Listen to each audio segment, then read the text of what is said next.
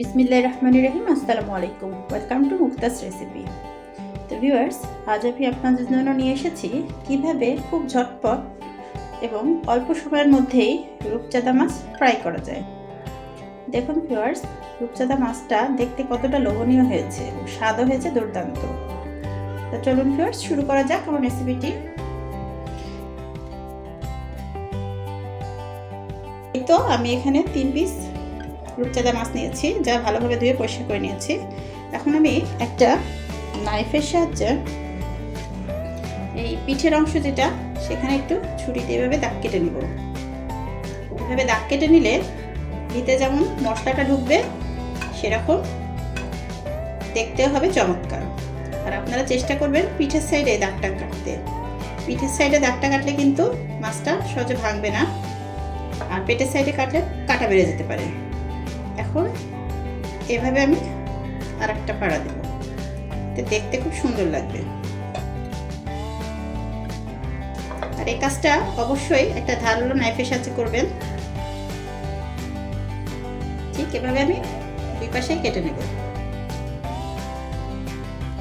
আমি এভাবে আড়াআড়ি দিচ্ছি জাস্ট দেখার সৌন্দর্যের জন্য। আপনার এভাবে আড়াআড়ি না দিলে সমস্যা নেই। এই তো এভাবে আমি সবকটা মাছই দাগ কেটে নেব।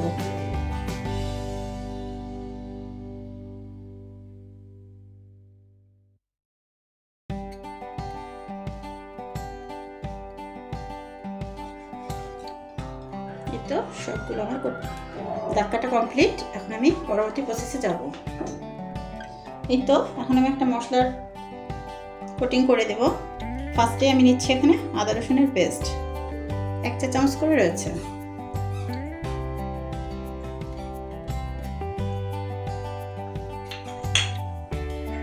এখন সামান্য লবণটা আপনাদের আন্দাজ মতো দেবেন। আমি এখানে 1/2 চা চামচের মতো নিলাম, কারণ আমি এখানে সস অ্যাড করবো। সসের মধ্যে কিন্তু যথেষ্ট লবণ থাকে। এখানে রয়েছে ঝালের গুঁড়া এবং ধনিয়ার গুঁড়া।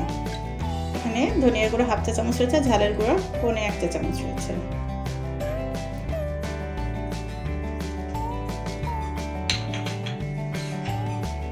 এখানে অ্যাড করবো সয়া সস এখানে আমি 1 টেবিল চামচের মতো নিলাম। এখন এই মশলাটা খুব ভালোভাবে আমি মিক্স করে নেব।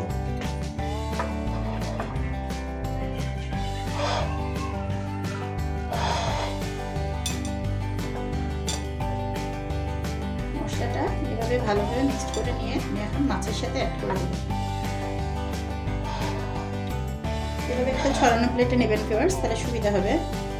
এখন প্রত্যেকটা মাছের গায়ে এভাবে ধরে ধরে মশলাটা আমি মিক্স করে নেব। এখানে কিন্তু বেশি মশলার প্রয়োজন হয় না, সামান্য কয়েকটা মশলার সাহায্যে খুব দুর্দান্ত মজাদার একটা রেসিপি তৈরি হয়ে যায়।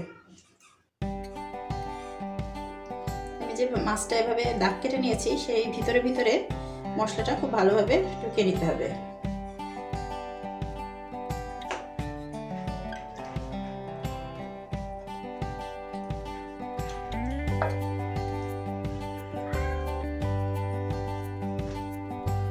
ঘষে ঘষে মশলাটা কিন্তু কোটিং করতে হবে।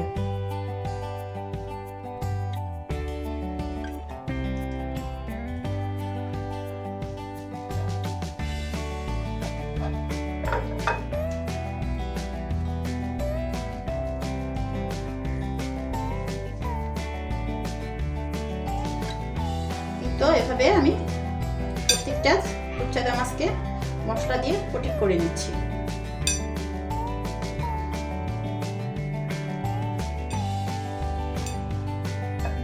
তো ম্যারিনেট করা কমপ্লিট। এখন আমি এভাবে 20 থেকে 30 মিনিট রেস্টে রেখে দেব।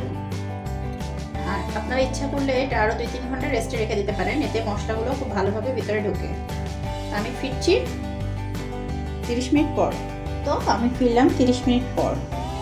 এখন আমি এই কোটিং করা রূপচাঁদাটার উপরে অ্যাড করব কর্নফ্লাওয়ার। এখানে আমি কর্নফ্লাওয়ার নিয়েছি 2 টেবিল চামচের মতো। এখানে বেশি লাগবে না, জাস্ট পাতলা একটা কোটিং হবে সেই পরিমাণ আমি দিব।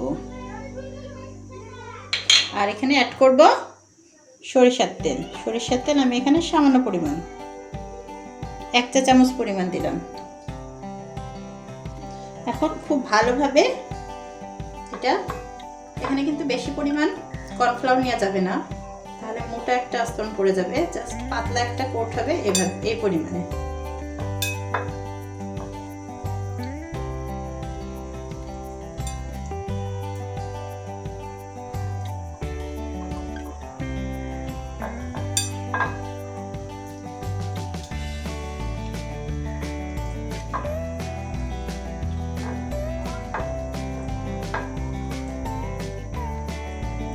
কোট করা কমপ্লিট। আমি এখন এটা ডুবো তেলে ভাজবো।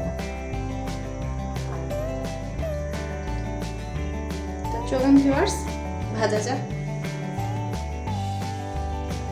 এই তো চুলায় একটা ফ্রাই প্যান বসিয়ে নিয়েছি এবং গ্যাস ওভেনটা অন করে নিয়েছি। এখন এখানে আমি পর্যাপ্ত পরিমাণ সয়াবিন তেল নিয়ে নেব।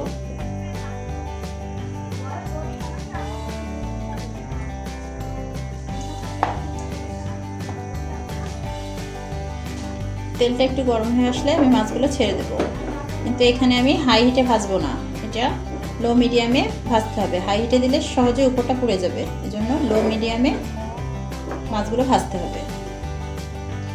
তো তেলটা গরম হয়ে গেছে, এখন আমি ম্যারিনেট করা রূপচাঁদা মাছগুলো একে একে ছেড়ে দেবো।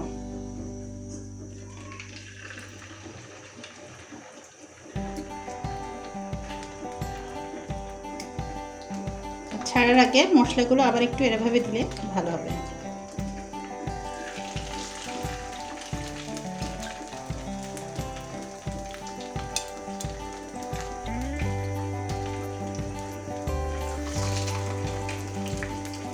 বাকি মশলাটা আমি উপর থেকে এভাবে দিয়ে দেবো।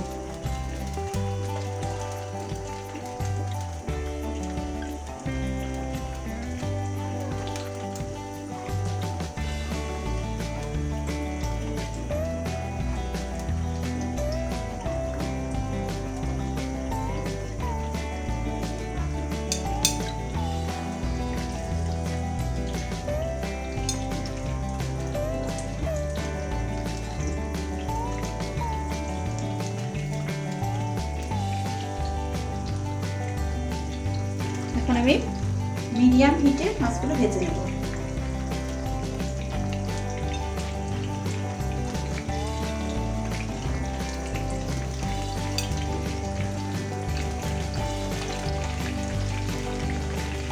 তো একদিকে হয়ে গেলে আমি মাছগুলো উল্টে দেবো।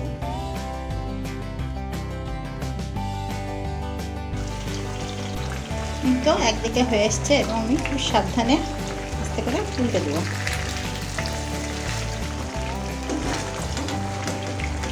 কাজটা একটু সাবধানে করতে হবে।